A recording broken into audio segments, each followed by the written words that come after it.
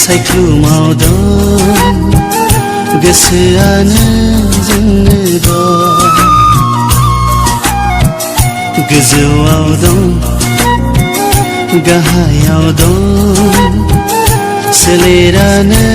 जोंनो दं नोंखौ मोजां मोननायनिफ्रायनो जिउआबो नोंजोंनो दं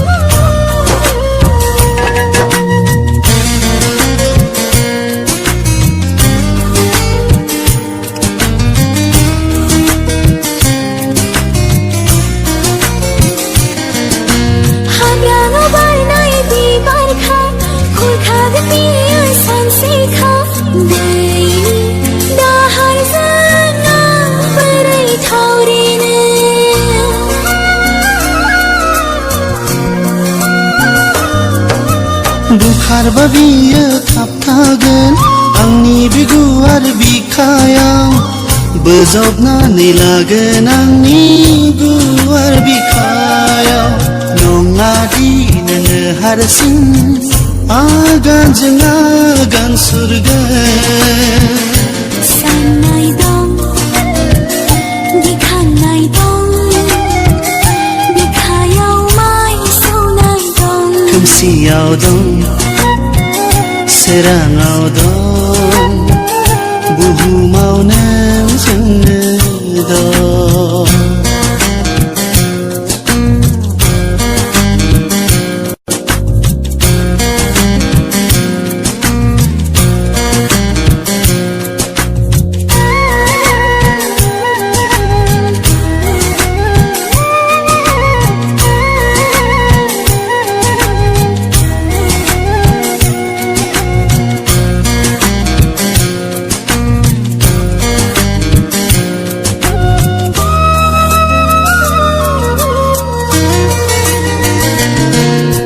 सिमाङाव थाबाय थानाङा मोगथाङाव बियो फैखाया खोमसि मुलुगाव नों आन्दायनाङा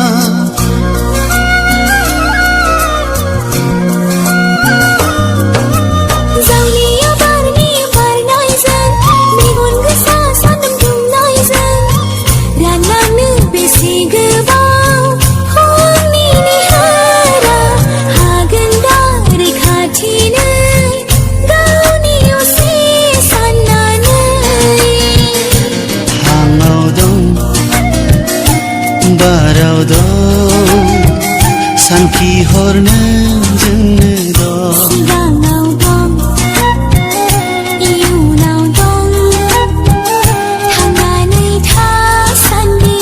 दं